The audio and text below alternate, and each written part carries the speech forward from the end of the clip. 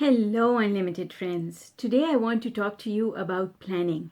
How much planning do we really need if, on the other hand, we trust the universe and we want ease and flow?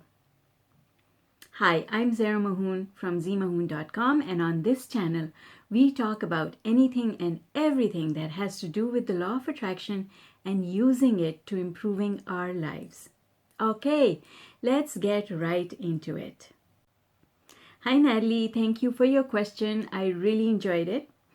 I'm going to read your question just in case other people are watching the video and they have not had the opportunity to read the question.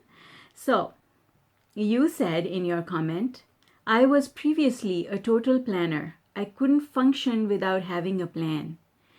I am slowly but surely releasing my need to plan, and I am just letting things happen. My question is, how do I handle vacations and booking a plane, hotel, and transportation? Those things typically need to be planned ahead, correct? Or am I just totally missing something? What a lovely question. I got really excited when I read your question because there's so much I want to say to you. So here's what I'm going to say, which is just going to set the tone for what is coming. Law of attraction is not about not having a plan. In fact, law of attraction is about having a plan and knowing that your plan will manifest. It's about having that much trust on the universe that says nothing can go wrong. In fact, why even use the words nothing can go wrong? Why not use the words everything will go well? Everything is going to go as planned. Everything's going to fall into place because this is the end result that I want.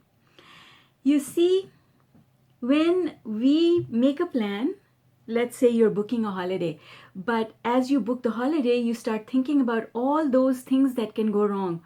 What if I miss my flight? What if I don't get enough vacation? What if somebody falls sick? What if my luggage doesn't arrive? All of those things are negative visualizations. That is negative planning. And when you put those thoughts out there, then that's exactly what will happen. You are attracting those events. So it's not wrong to plan a trip. It is absolutely right to plan a trip. You don't have to plan all the details of it before you get started, but you can. You can also plan all the details of it before you get started because nothing can really go wrong unless you add that to the mix. If you think something will go wrong, what if I can't make that excursion that I've already paid for? What if something goes wrong and I can't make that excursion? Well, then you're now attracting the negative.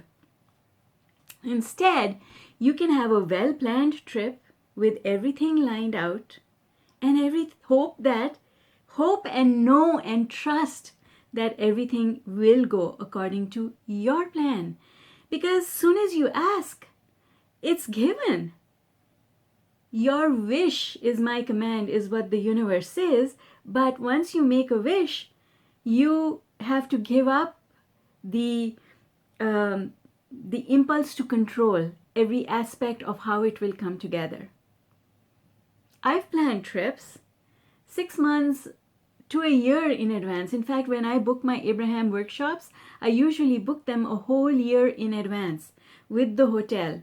And as soon as possible, I book my flights. And I plan on everything coming together exactly so. My children and I, we went to Italy, if you remember, in the fall last year. And we planned it. We planned exactly which flight we were going on because we were coming from different directions. We weren't all traveling together.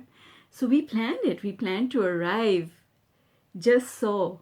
We planned what we were going to do for how many days. We planned.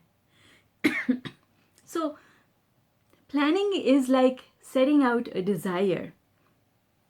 But what goes wrong is once you set a desire, you don't have to measure how far ahead you are with it, because that is attachment to the outcome. right? To book a holiday and then start looking at it like a drop dead date, to say, oh, I booked this holiday and I must get all of these things, ducks in a row, in order to be able to go.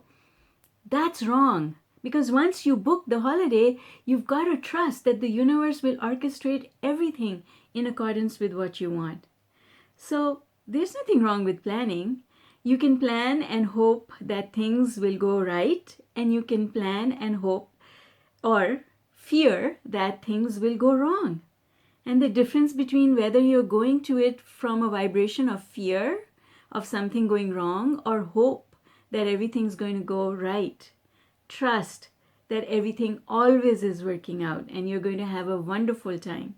That's what it's all about. So, in the end, what I want to say to you is planning is not a bad thing, because planning is basically pre-paving. I plan to go to Italy and have a super fabulous holiday with my children. It's a plan. It is also a pre-paving. So when you plan an activity, you also have to have a vibrational plan with it. It's not just about planning the activity. It is about planning the belief that everything will go well. It's about planning the vibration with which you're bringing this event into your life.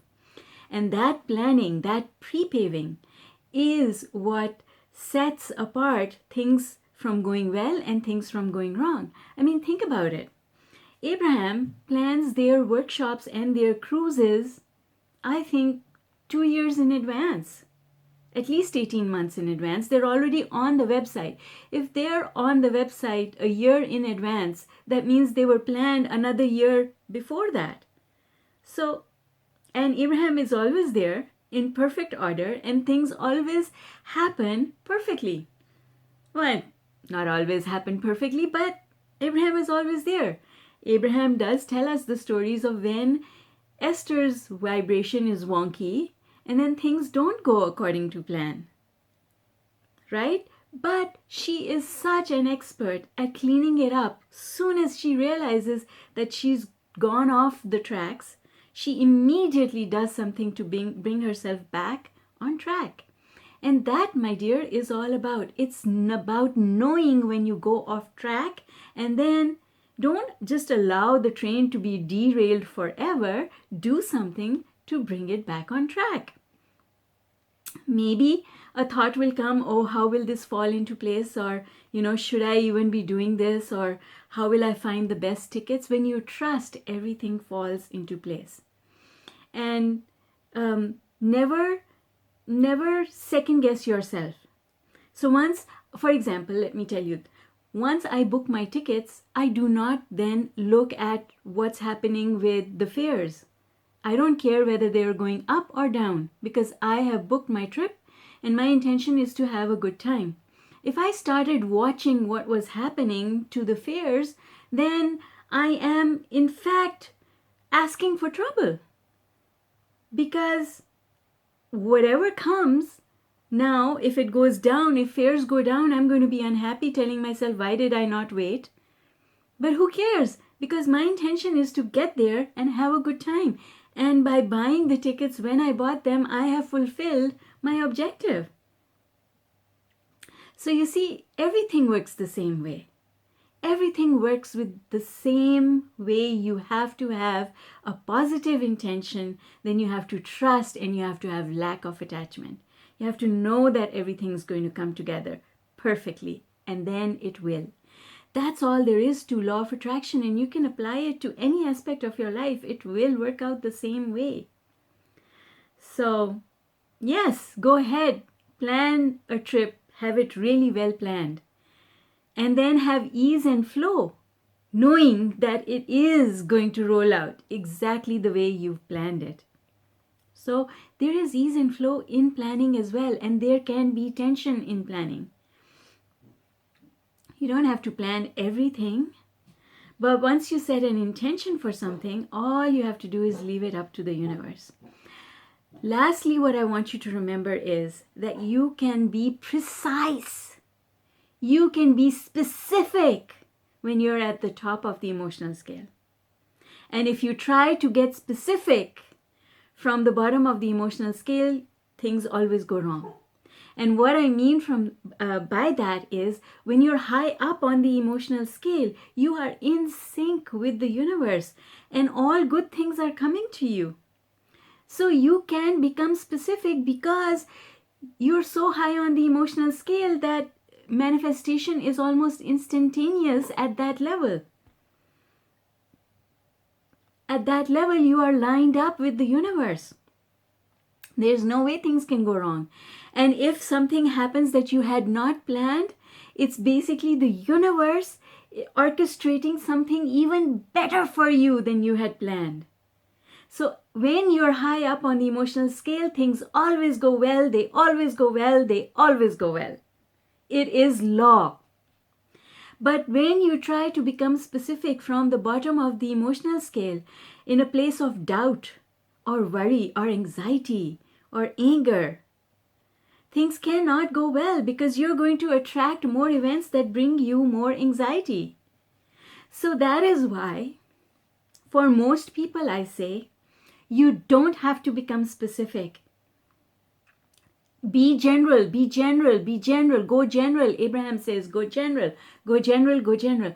Because when you are general, then it doesn't matter whether you're high up on the emotional scale or low down on the emotional scale. You don't have to figure out where you are on the emotional scale and how to go about doing things.